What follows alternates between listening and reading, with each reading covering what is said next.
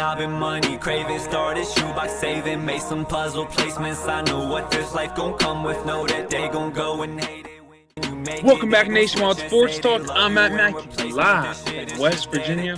Wild and wonderful, y'all. Episode 100, the Grand Century episode 100 is about to be underway. It's a brand new year, but the same format we give on Nationwide Sports Talk, so new content is coming in new ways. We will probably progress this show. But live from Morgantown, say what's up, Caleb. What's going on, guys? Hope everyone had a great week. Hope everyone's ready for this new year, and we have a lot of football to talk about, a lot of basketball to talk about as well, past and upcoming. So let's get right into it. Exactly. Like Caleb said, brand new year. So let's forget about all the BS that happened in 2020 and look forward to the 2021 year and sports as a whole. Now, we're going to start it off right. NFL. The playoffs are solidified and set as of last night's Sunday Night Football game, where the Washington football team won the NFC East title and is now clinched the playoffs. That means everyone else in the NFC East did not make it. Looking over the playoff picture in the NFC, number 1 Packers get a bye. The number 2 Saints take on the 7th seed Bears, who would have been automatically in the playoffs if they beat the Packers, but they lost, so they're praying for another team to win, which was the Rams. So the Rams got the 6th seed, and they are playing the Seattle Seahawks again this week. And then following up the NFC, you got the number 4 seed Washington football team taking on Tom Brady and the Buccaneers. So, Caleb, out of those 3 matchups happening this weekend, we're not going to give a prediction. Just think, what do you think your favorite matchup is going to be? My favorite matchup is probably, I want to say probably that Seattle and LA game. I think that Rams and Seattle game is going to be good because you got 2 high-powered offenses. I think, like we said plenty of times, Goff's really starting to show himself in the league. That defense has solidified themselves as a solid defense in the NFL. I just want to see what the Seattle team can do. I mean, we talked earlier about Russ having an MVP year kind of fall off towards the end of the year. I want to see if he picks it up in playoff time, which I'm sure he will. I couldn't agree. I like that matchup the best out of the NFC. I mean, I think the other 2 are kind of lopsided. One going towards the Saints, other one going towards the Buccaneers, because you and I can both agree that the NFC, if there was no rule saying you clinch the division title, you're in the playoffs. Right. No one in the NFC was in the playoffs. Not a single soul. And let's talk about the NFC East real quick and touch base on that game last night and the coaching by Doug Pearson, what he did. You see what happened? Yeah, I didn't see exactly when he pulled him. I must have been in the bathroom or something, but I did see that when I went back and watched the game, Jalen Hurts was not in. And I was like, why? I mean, he was doing so well leading up to that point. And at what point did he decide to pull him? Was there a certain play that? He pulled him in the 4th quarter. Which, I mean, it was a close game all the way from every. I mean, Hurts was making plays for that team. Yeah, he had 2 touchdowns on the ground. He had both touchdowns for the Eagles, and no one knows why. Like, we just went, all right, we're going to lose this game, so let's go ahead. I want a top 10 pick. Yeah. Go that way, that scenario. You can go with the fact that, Giants and Cowboys, y'all were praying for us to lose so this team wouldn't get in. But you know what? Screw y'all. We're going to lose automatically. And no one knows the real reason why he benched Hurts and put Sudfeld in. It's questionable in my eyes. Very questionable. And I kind of wonder, I mean, what do they do from this point on?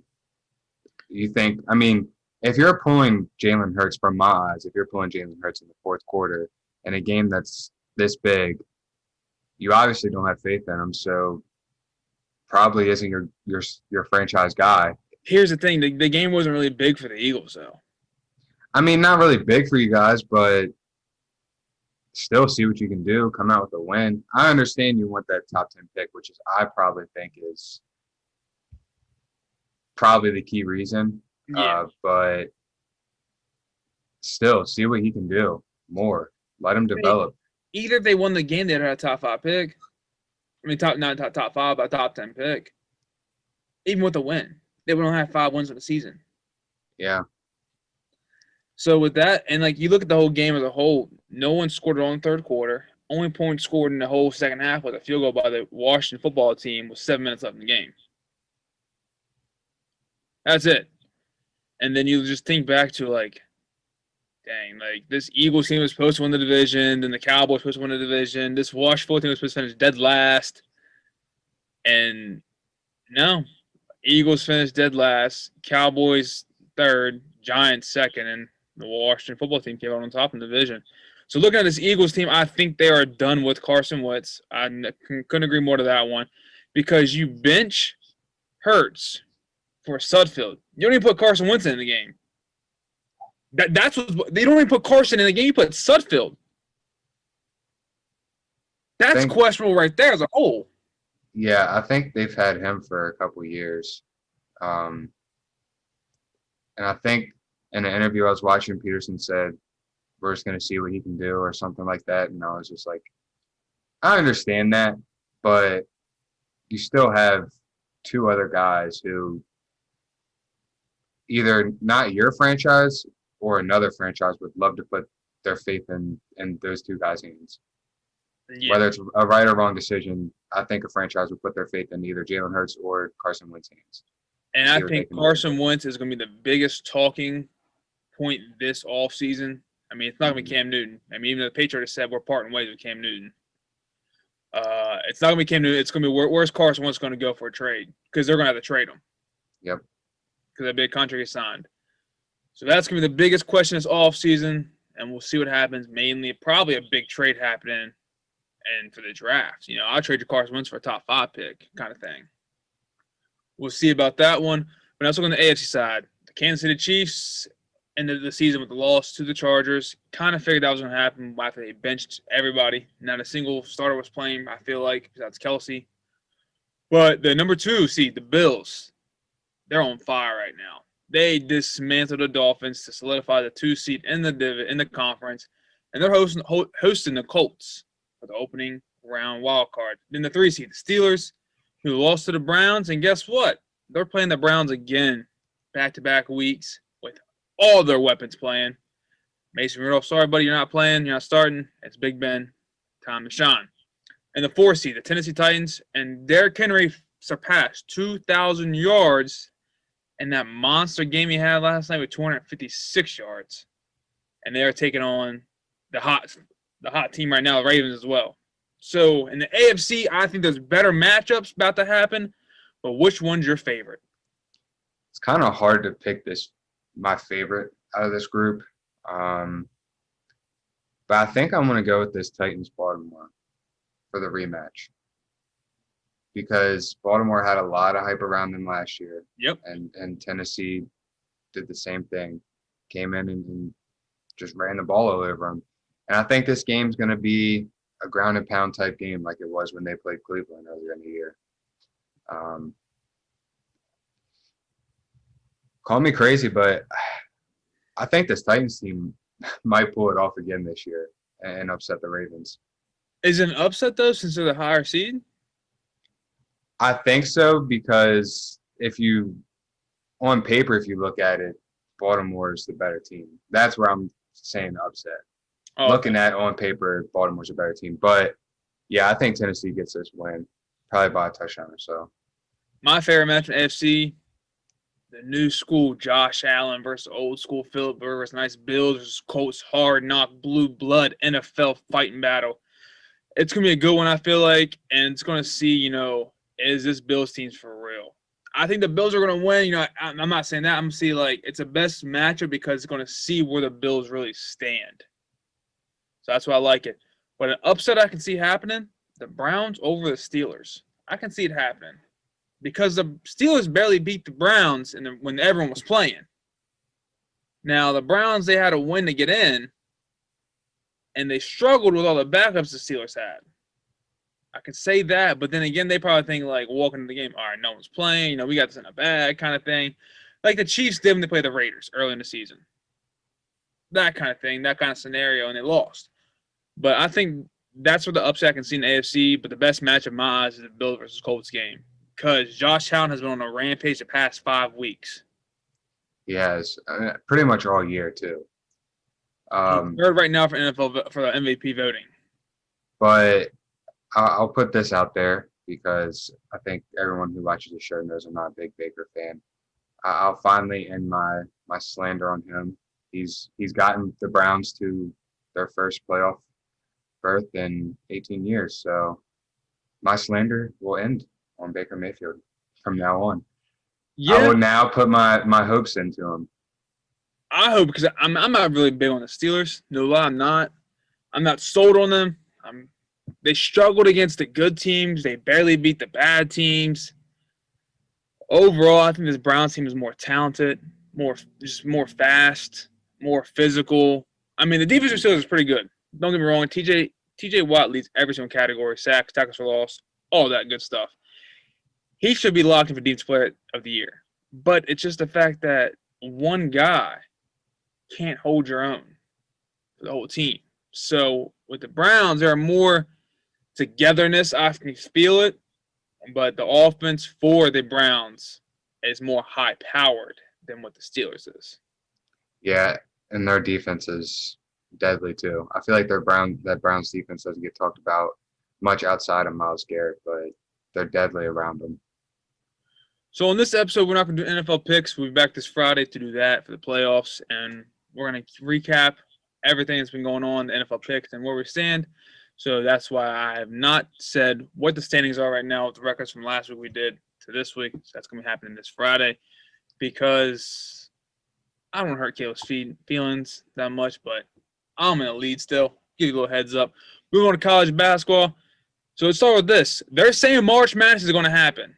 Let's start that. And it's happening in one city, Indianapolis.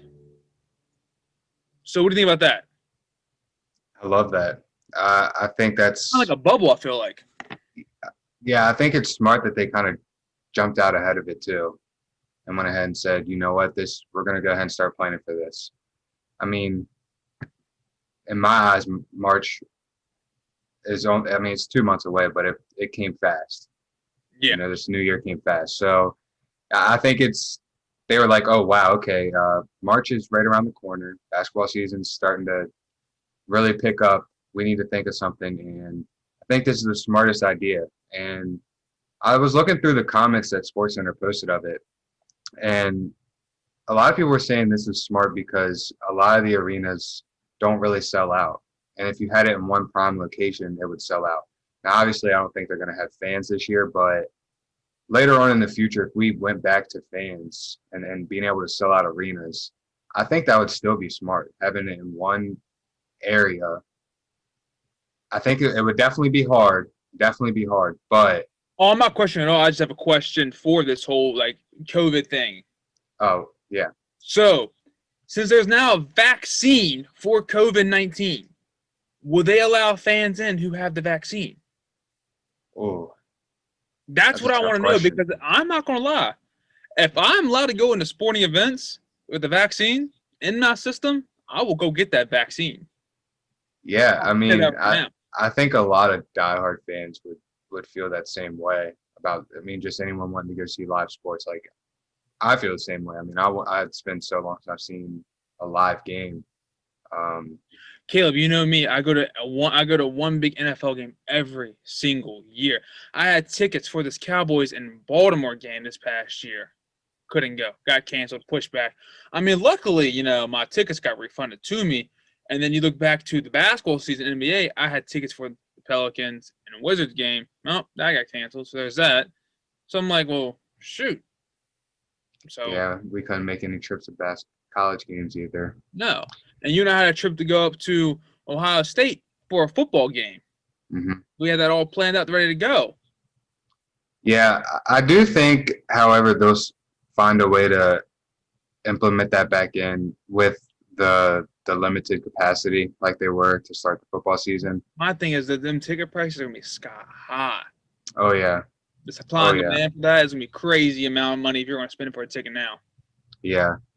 But then again, I mean, I do see where that would happen, and I would They make gave you a I would card make to the get trip to vaccine. They gave you a Indianapolis. card saying you got vaccinated.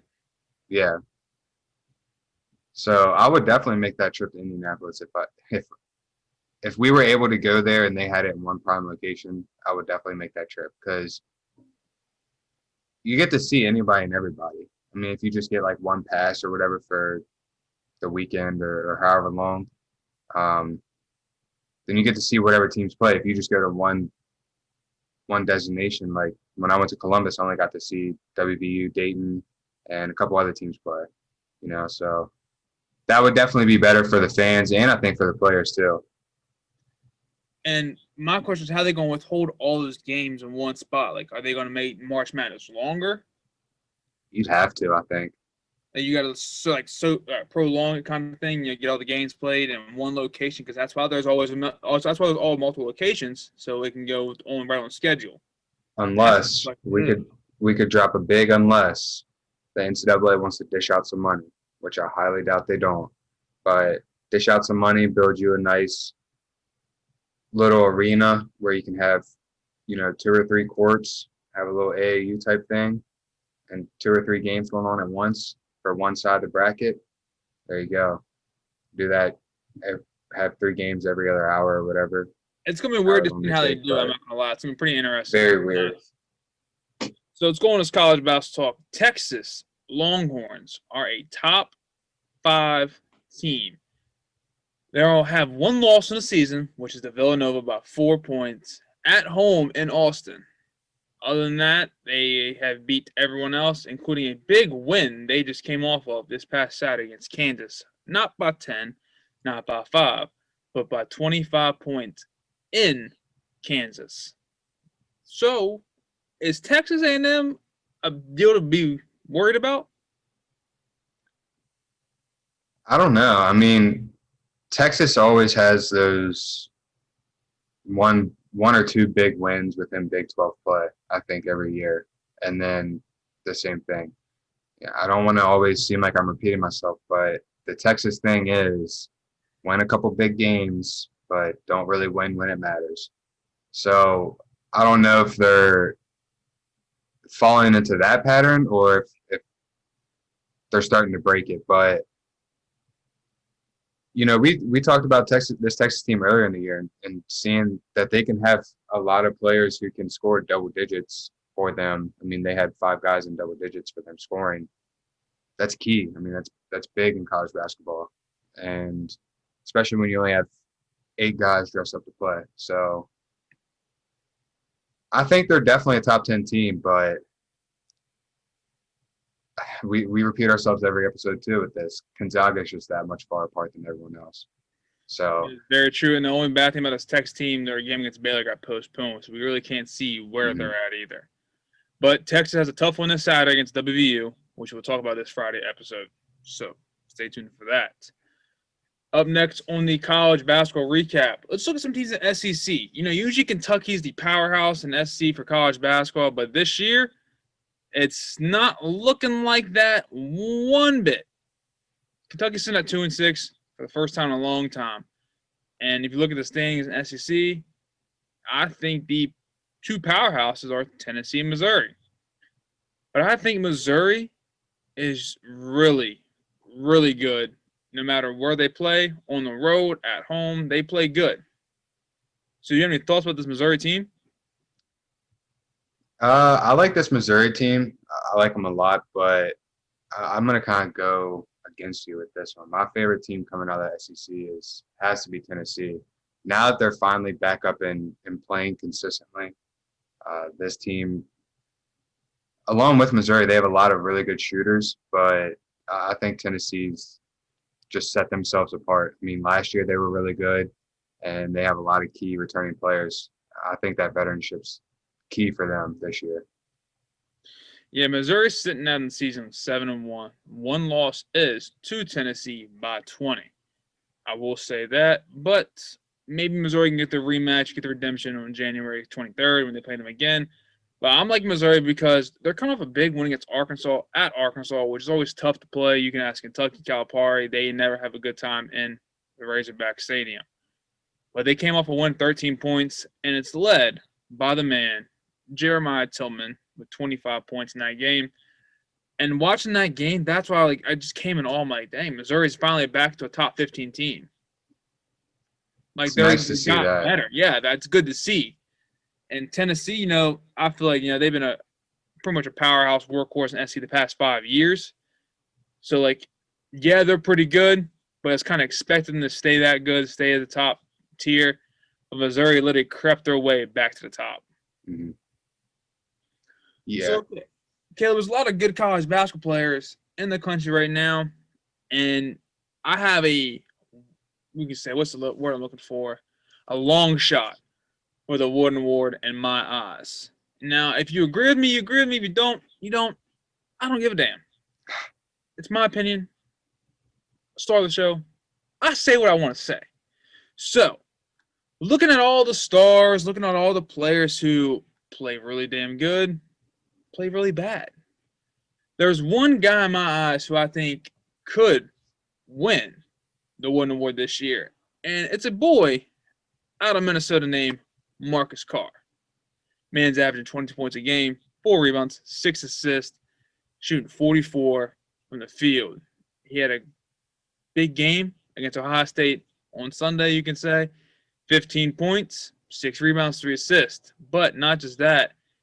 He shines when it really matters. And I've noticed that in big time when he played Iowa and they beat Iowa. He had 30 points, 8 assists. Came back the next week, played Michigan State, beat them, had 19. His only bad game so far was against Wisconsin. When they got beat by 12, he had 10 points. Other than that, he had 32, 30, 19, 10 to 15 his past 5 games. Man's a stud, shooter, dribbler, and he's definitely a great assister. So, who's your long shot for the Wooden Award? I'm right there with you because of that game he had against Iowa. I think that game against Iowa really solidified it. I mean, we've talked heavy on Iowa this year as well. I can't think of anyone else for a long shot other than him. And I really don't even think he's too far of a long shot either. Just because he's getting noticed. He's getting noticed now. Just because of past performances. I mean, especially putting up numbers against 2 top 25 teams, night in and night out. It's tough to do. I mean, we've talked about Big Ten Conference probably being one of the best in college basketball this year, and for him to do that, it's incredible. So yeah, I'm right there with you on that one. All right, now looking at the best games of the week coming up. We have one happening tomorrow night. Number 15, Rutgers, taking on number 23, Michigan State on Tuesday night. What do you look for this game happening? Michigan State has not been playing well at home. Rutgers has been pretty good this year, I'm not going to lie. Surprising a lot of people, top 20 team. Anything you'd like to say about this team, this game? I want to see how Rutgers comes out. Like you said, Michigan State's struggled at home. Rutgers has really been on fire. I want to see how Ron Harper Jr. and the squad come out. I mean, we talked about him in previous episodes too. He's come out firing, and I think it's going to be the same way. He has a good matchup against Henry for Michigan State, but I think this Rutgers team's a little bit better. I agree. Rutgers come off a close loss to Iowa this past weekend. Only lost by 2. Michigan State has lost 3 out of the last 5 games. Their 2 wins are against Oakland, who's sitting on the season right now, Caleb, 3-10, and then Nebraska, who's in the season right now, 4-7. So the other 3 losses: Minnesota, Wisconsin, Northwestern. But 2 out of those 3 games were on the road at Minnesota, at Northwestern. But when they played home against Wisconsin, that was a 9-point loss. Rutgers is, like I said, great because of Ron Harper. Like you said, Ron Harper is a stud, and the team averaged 80 points a game. So, looking at the game, looking at the past performance from Rutgers and Michigan State, you got to give the edge to Rutgers. Another great games happening on Wednesday. We have a set of matchups going on. We have number 19, Virginia Tech, on the road at Louisville. Arkansas on the road at number 9, Tennessee, and number 16, Minnesota, taking on number 10, Michigan. Out of those 3 games, what will be your number 1 game to watch if you can watch any games? I I might go with that Louisville one. I'm pretty big on Louisville. Um, I like to see the success. I think it's because of what Rick Pitino built there. But I want to see if they can get back to it. I think it's still the same system down there. Virginia Tech's a really good team this year.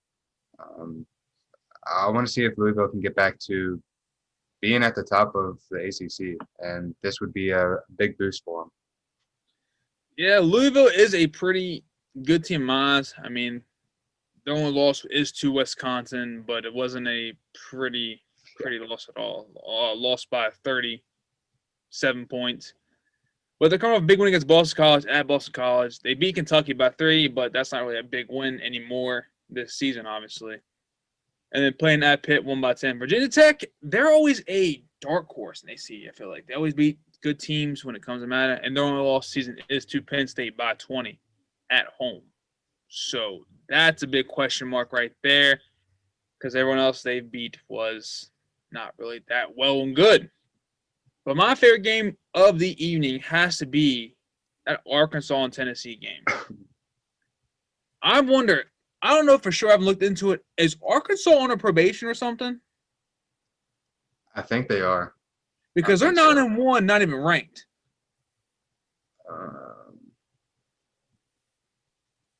I can look it up. I mean, yeah, they haven't played the best competition to be ranked. I mean, they've only played 2 Power 5 teams, and they're 1-1 in that kind of sense. But like, I'm just wondering, are they on probation because they're sitting at 9-1, not ranked, and there's teams in the top 25 who are literally 5-2, 7-3, 5-2, 3-2. I'm not seeing anything. Yeah, the last probation that I'm seeing that they had was in 2003. Okay. Well, I like that game because Arkansas, they used to be a powerhouse. And, they're a good team, well coached, and they're led by Moses Moody, and he's a stud point guard, 16.9 points per game he's averaging. And this Tennessee team is a very average team. Everyone across the starting lineup has double digits, I feel like, and it's going to be a good matchup. But I do see Tennessee winning by at least 15. It's just the fact that I think it's going to be a good one because it's going to really see, all right, Arkansas, you played 2 Power 5 games, you're 9-1. Let's see why you're really not ranked. Right. But don't count off that Minnesota-Michigan game at Michigan. Minnesota's 10-2, taking on undefeated Michigan, who's sitting number 10 in the country. That should be a good one because Michigan is surprising a lot of people. Juwan Howard, you can see, is doing a great job being the head coach of this Wolverine squad. Leading them to a top 10 team. Exactly. To round the week out on the best games to watch up till Thursday, the last game on Thursday I feel like it should be a good one. Number 12, Illinois, taking on Northwestern. Now, Northwestern is a sneaky team. They were ranked for a little bit, lost out of the rankings because they lost 2 straight to Iowa, and now Michigan. Illinois, they've been up and down all year. They lost at Rutgers, was the last loss back on the 20th of December. This could be a good one because Northwestern relies on their defense, just like football. They rely on their defense, and this Illinois team kind of relies on their defense, but really relies on their offense. They rely on getting turnovers to get those fast break points for their offense. But I just think offensively, this Illinois team is going to be a little too dominant for this Northwestern team. We'll see. I mean, both teams average 80-plus points a game. Yeah, I'm just thinking. I mean, you know me. I'm big on this duo of Coffee Cochran and Io. I think they could be one of the best duos in the game. I don't know. I'm really sold on this Illinois team so far this year. That surprising loss to Rutgers, but we'll see. We'll definitely see. Because like you said, this Northwestern team, they're pesty on defense. Another game we should eyeball that I forgot to mention was on Wednesday night, and I'm only saying because I'm a Duke fan. Duke is finally playing for the first time since December 16th on Wednesday night against Boston College. So, with all that time being off, let's see if Duke's practice has worked out for them. Let's go with that one. End that up on the college basketball recap. Come back this week on Friday. We'll break down more college basketball for the weekend and talk about the highlights of the week that we just talked about. Now we're going to move to college football to end the episode because everyone loves it and it's almost over. So we got to end on it on a high note. So bowl season has almost been complete with one game left, and that's a national championship game between Alabama and Ohio State. But before we talk about any of that, Caleb, give me your best bowl game of the bowl season. I'm going with this Chick-fil-A Peach Bowl. That Cincinnati-Georgia game was electric. Came down to the wire. And I think it was everything, at least I expected out of that game. I mean, obviously, I think we both picked Cincinnati to come out on top. But we didn't. We both. We didn't get to talk about it. Oh, well, I expected Cincinnati to win this one for sure. I expected Cincinnati to cover. I didn't expect it to be a high-scoring game. Yeah, so that met that. But kind of a shame that the Cincinnati team, I mean, not really because they only lost by 3 to a powerhouse in Georgia. But it's a shame that their undefeated season had to come to an end like that. And but I think they'll be back. I mean, that team, like I said earlier, they're electric, and they'll have a good year next year, I'm pretty sure. My best bowl game of the bowl season was that FBC Mortgage Cure Bowl between Liberty and Coastal Carolina. This game we should have saw happen in the regular season, but they met in a bowl game. A bowl game that I don't think Coastal Carolina should have even been playing it, first off. Let's go with that.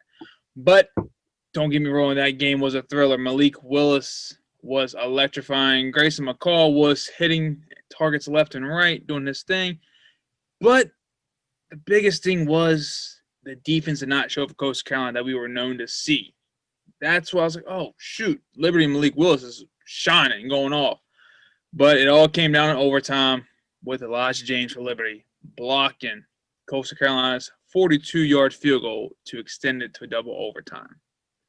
And the game was neck and neck. Liberty could have ended the game inside the 5-yard line, but fumbled the ball inside the goal line. So they could have ended it right there, but Coastal Carolina pushed it to overtime by not letting obviously Liberty score because they fumbled the ball, and kind of cost them anyways going to overtime with Liberty. Yeah, I mean, both teams were definitely exciting to watch. That game was – I watched bits and pieces of it. It was exciting to watch. Yeah, it was – Coastal Carolina got snubbed. That's the easiest way I can put that. They definitely got – I mean, a lot of people can make this argument now that they lost to Liberty. Maybe if they would have played a Power 5 team, it would have been worse for them. But they had an undefeated season up until then. You know, they got snubbed in the rankings. They got snubbed for their bowl pick. But they had a hell of a year up until the bowl game. So congratulate them on that. They definitely did, and they got Jamie Chadwell, the head coach of Coastal Carolina, the coach of the year, ending the season 11-1 to a team who was supposed to finish dead last in their conference. Yep. So proved everybody wrong. Got a top 15 team ranking and went to a bowl game for the first time in program history. Went to overtime, almost won the bowl game, beat BYU, who was a powerhouse, they said, independent school. But Jamie Chadwell got the coach of the year. So, Caleb, it is time for your 5-star performers of the whole entire college football bowl season. Give me number 5. My number 5 is Nkosi Perry, Miami quarterback, 19 for 34, 228 yards, and 2 touchdowns as they lost 34-37 to Oklahoma State. My number 5 is Malik Willis, quarterback out of Liberty. He had 21 carries, 137 yards, and 4 TDs. He threw a pick in that game against Coastal Carolina, so the pass stats weren't there, but on the ground, the man led the way. My number 4, Ja'Cory Robertson, Wake Forest wide receiver, 8 receptions, 131 yards, and 3 touchdowns as they had a 28-42 loss to Wisconsin. My number 4 guy, Devontae Smith, wide receiver of Alabama, who will more likely win the Heisman in my eyes. 7 catches, 130 yards, 3 TDs versus Notre Dame, that 31-14 win. He definitely deserves it. We'll put that up there. I My mean, number he won 3. Player of the year, so he should win. Yeah. I don't think we've seen a wide receiver have a year like this. No. My number 3, Brady White, Memphis quarterback, 22 for 34, 284 yards, and 3 touchdowns as they had a 25-10 win over Florida Atlantic. You're going to look at my whole Power 5 and like, you picked the fucking half of them that in the semifinals. So my number 3 guy is Justin Fields, quarterback at Ohio State. He had a game, only 6 incompletions. He went 22 for 28, 385 yards, 6 TDs against Clemson in that monster dominant win he had. And we'll touch more on those 2 semifinal games after the 5-star. My number 2 guy, you mentioned him earlier, Malik Willis, Liberty quarterback, 19 for 29, 220 yards, 2 interceptions, but he had 4 TDs on the ground with 137 yards, and they got a win. My number 2 guy is out of Appalachian State, Cameron Peoples, running back, 22 carries, 317 yards, 5 TDs, and that big win over North Texas, 56-28. I didn't think you have him on here. I put him at my number 1, Justin Fields. Got us our redemption game. Talk your man up. Got us our redemption game against Clemson. But Ohio State fans need to chill out because they're making it seem like we just won the Natty. But 6 TDs, 385 yards, and 6 incompletions. Dominant game for him. Nice to see that he can come back after struggling a little bit in that Big Ten championship. Struggling? A little bit. I was being nice. But you said a little bit, Caleb. My number 1 guy who I think might be the best, well, obviously they're saying this, he's top 5 quarterback in the nation going into the draft. He declared for the draft. It's a man we talk about a lot, Caleb, and a guy who proved to be a dog and an underdog in every fight he was in, I feel like. Zach Wilson, the BYU quarterback, 26 for 34, 425 yards, 3 TDs, and that big win over the former non-Power 5, Group of 5 powerhouse UCF, 49-23 in that bowl game win. That is the 5-star performance of the weekend. We'll start doing this with college basketball when we do our weekly show. We'll pick 5 performers of the whole entire week out of all the games. I mean, the guy might play 2 games, but one of the games he did better in. We'll talk about that. So stay tuned for more of the 5-star weekends on college basketball because we would definitely be doing that. So before we end this episode, we got to talk a little bit about this Natty, but how the teams got there because we'll go in depth in this game on Friday. So let's touch base on the first one, Caleb. We all knew it was going to happen. Alabama beat Notre Dame. What were your thoughts in that big win by Alabama with that final score being 31-14? Nothing we didn't expect, really. I mean, we kind of figured it'd be a blowout. I figured Mac Jones and that offense with Najee Harris and Devontae Smith would have a field day. And I think it's solidified. I think they had more than a field day. I think it was like a home run and a kickball game you play in elementary school, and your big stud powerhouse, big boy comes up, and they're just like, knocks it out the park. And you just see the players and all of the team back up, back up, back up, and he kicks it over the fences. I mean, we talked about it earlier. This game had to solidify. I mean, obviously, national championship if he does really good, but 2 top guys have to be Mac Jones and Devontae Smith. No matter who you pick, I don't think you have the wrong guy, but in the same sense, if this makes sense, I think if you don't pick Devontae Smith, you pick the wrong guy just because of the year he's had. But I don't know. I mean, being able to see what this Alabama team did to this Notre Dame team, it's scary being an Ohio State fan. But Notre Dame's defense was and has been very shaky all year. So kind of figured.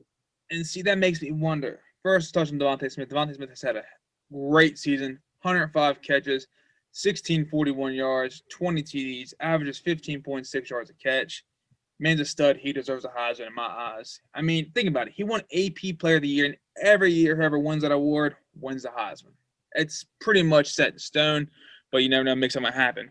But touch on this game, you mentioned Notre Dame's defense was shaky, which I couldn't agree more. But it makes me wonder, looking at the final score of that game, being 31-14.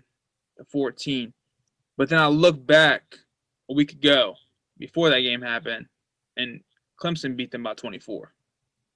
Yeah, it's only a touchdown difference, but it just shows like, all right, let's look at this game real quick. Alabama beats them by 17, because this is what experts do. All right, Alabama, Clemson beat them by 24, so let's make that spread line 19.5. And you sit back and watch the game, Ian Book doing his thing. Okay, but Mac Jones and Najee Harris doing their thing as well. Obviously, it's a sketch scenario, but at halftime, the score is 21-7. At one point, it was 14-7 before that happened. And me, as a bettor, a big fan of college sports, you look at everything. But then you look at the halftime score of Clemson Notre Dame, 24-3. And that 7 points you got at the end was basically because, all right, we're playing next week and that, and the playoffs, everyone's sitting kind of thing. You're like, did Clemson just have a bad game with Ohio State? Because we'll touch on that next. Or is Alabama really not that good? I mean, they are that good, but I'm looking at other odds at a different perspective. Is Alabama not that good to beat a Notre Dame team who's not that good, only by 17? Or was just Notre Dame, just clicking a little bit better that game? I guarantee none of that made sense at all, Caleb, but I'm just trying to prove a point. Well, no, it made sense. I think there was a point in that Clemson game first where, I don't think Clemson came out and I think first Dabo Swinney ranking Ohio State at 11, saying that they shouldn't be in the playoffs. That screwed them. Definitely screwed them because, number one, you're already playing a pissed-off Ohio State team who you beat last year, who had a questionable call with the targeting, which I can understand it, but and then you had the fumble. Then this year with Clemson, you had their guy get kicked out, the leader of that defense with a targeting call. We ain't talking about that game yet. But I'm saying I think that's just where that turns. But I'm saying I don't think Alabama is looking at that saying I don't know. I think Alabama is just not taking Notre Dame lightly, but saying, okay, we're not playing Clemson or we're not playing Ohio State. We can take the guys a little bit lighter, especially the way they beat them last year too. Yeah. So I don't think it's – I mean, we know Nick Saban. We know he's not going to get his guys to downplay a team, but he's also not going to over-prepare his guys for a team that he knows he can beat.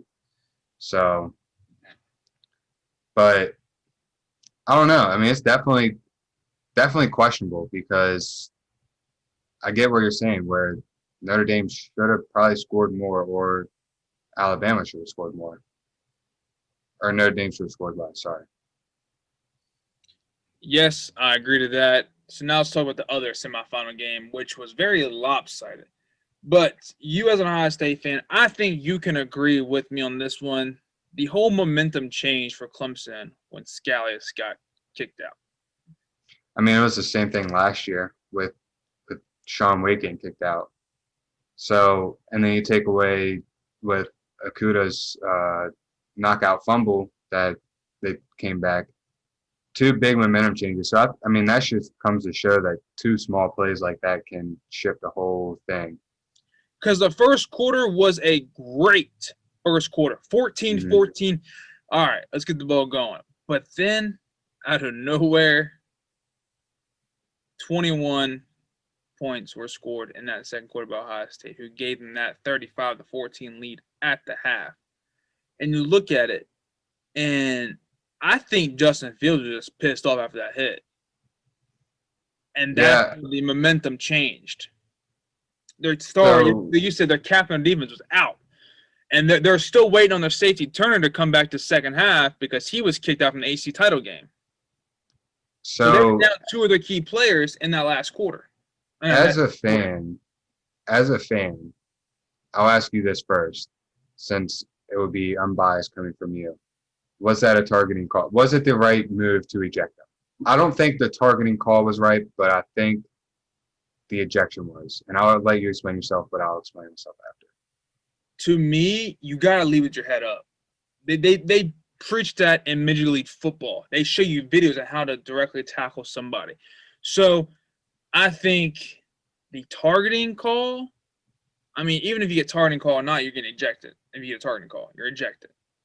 So in my eyes, it's like he leveled his head down. So, yes, he got targeting call. Yes, he got ejected. Because that's what the rules are. You get a targeting call, boom, you're done.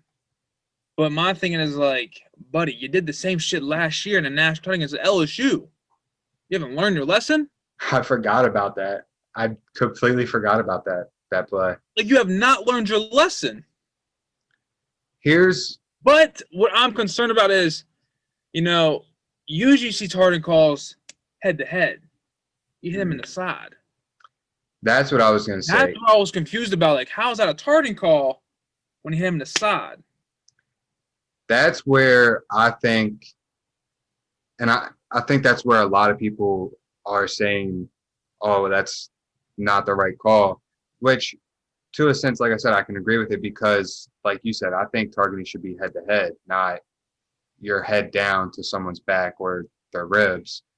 Now, the ejection, definitely right because, like you said, the way he's going into tackle, going head straight down. Head down, yes. You're not A, you can't see anything. B, the amount of. But if you look at the replay too, like he was literally mid-motion. Like he was like trying to beat Justin Fields first. If that makes sense. Yeah. Justin Fields is running this way. He's coming this way, and he's just like that great pursuit angle, trying to come and beat him. But just the way they came across and like literally met, it was like the wrong timing. If that makes sense. Yeah, and like he was trying to time it before he got there. It was a scary hit because he hit him hard, and Justin Fields was in a full-on sprint, and he came to a full-on I got a stop. question. You're a 5-star quarterback. You're playing in a Power 5 conference, and you're playing in a playoff game in college football for one of the elite teams in college football history. Why are you not wearing a rib brace? I thought every quarterback. Talking about rib protector they got for them shoulder pads. Why are you not wearing one? Don't some of them come on the back plate? From the back plate and they wrap around. Yeah, but he wasn't wearing one. I don't even think he had a back plate on, to be honest, either. No, and that's what I was watching. I was like, is he not even wearing a rib protector? The amount of hits he takes, he needs to definitely. That's what I'm saying. I'm like, what? Like that's why you're in so much pain because you're not wearing. And I know Ohio State, they give their elite athletes those. Every receiver has one. Even Zeke had one for him. And Zeke was huge when he was there. So it's like no one was really taking down Zeke whenever he was running the ball. So especially for how small he is, he definitely needs one. But definitely I will say this. You probably gonna agree with me either way. Trey Sermon's a fucking problem. Oh yeah. Excuse my language, but Trey Sermon is a problem. Yeah. And Oklahoma, you are dumb for letting that boy transfer. That backfield would have been pretty nice to see with him and Spencer Rattler. Oh my. You saw my post on Instagram. Spencer Rattler is winning a Heisman before he graduates. The way he just grew. He grew throughout the whole season. And we'll do an episode if you want to and just recap the whole entire college football season, kid. I don't care. Because we're going to talk from start to finish. Who got better over time? Who literally succeeded my expectations? I'm not going to lie. Spencer Rattler walking in, you had tough shoes to fill. Mac Jones, you had tough shoes to fill. You were backup for Jalen Hurts and Tua. Mm-hmm. You were backup for Jalen Hurts, and Tua came, and then he became a third string. And when Hurts came, he became second string again. Like, you had to work your way up. But that man earned every single rep. So if you want to, Caleb, we would do one episode dedicated to college football, breaking it down. Or not dedicated, we'll do like a little bit of NFL, since that's closing down, and focus mainly on college football. We can do that. Sounds great to me. Any more insight you got on this semifinal games you want to give? Other than the fact that I get to finally rub it back in the face of Clemson fans that we won, and Series tied about 1-1. yeah, it is. Let's hope we can win it all this year. I was watching the game. Kirk Herbstreit said this is the first time in Ohio State history they beat Clemson. Mm-hmm. I didn't know that. I think they're like 0 well now I think 4. it's 1-4 against them. Yeah. So I knew that. Yeah, definitely nice to get the victory, beat them like WVU did. So it's nice. Definitely. So nice. Caleb, next week we will be talking about the NFL playoffs, giving our predictions, breaking that down, and then breaking down in detail the college football national championship game. Following that, we will talk a little about college basketball over the week and what's happening for the next week, and then we'll be back all regular time on Thursdays every single week. Maybe now every Friday. We'll do every Friday. Keep that set in stone kind of thing. Every Friday after this Friday, we'll be back. Every Friday. So keep that in brain. Then we'll do more on this college football. We'll break that down from the season, how the highlights, the best times, and what I was thinking about, Caleb, we can do for not this week, but next week's episode. Let's do because I saw it on the Colin Coward, the Herd. He did a 2021 New Year's resolution for sports. What he hopes to see this year for 5 different things. So we can do that if you want to. I like that. I like that idea. So we'll do that the following week. So we got our week scheduled up. I'm hitting up people I'm gonna hit up people today for interviews coming up, and I'm gonna aim for people over in college right now on top of this crazy season they had. Yeah, I'll reach out some basketball players, try to get some basketball players on since basketball season is starting to kick up. Might be a little hectic for them, but we'll definitely try to fit and squeeze something in. Well, Caleb's here. Peace, love, and goodbye. Like Mackie said, that is the 100th episode. We will see you guys. We will see you guys Friday, and hope you guys have a great week. Watch some football. Well, I guess you can't watch anything till this weekend, but watch some college basketball, and we will see you guys next week or Friday. Sorry. Like Caleb said, what do you have to say this time? Like, subscribe, and share. Let's put our name out there. Watch us. We have a fun time doing this. Great time. All a fun time in Nationwide Sports Talk. 2 young guys just talking sports. Can't get better than that because we're no more knowledgeable than anybody else. I can say that. But watch basketball. A lot of good games happening this week. I mentioned 5. Well, I mentioned 6, including that Duke game. Go watch them. Give you something to do. Something to bet on, too. I like some bets this weekend. If you want to hit me up for some bets, I got you. I tell you, get you some insight because I won big this past weekend. But we'll be back this Friday, breaking the NFL playoffs and the national championship game for college football. And then after that, every Friday since on. So I'm Matt Mackey. And I'm peacing out for 5 days. Back this Friday. Peace. I'm just trying to get out. I'm trying to better these things. But you just all on my thoughts, and I just can't separate.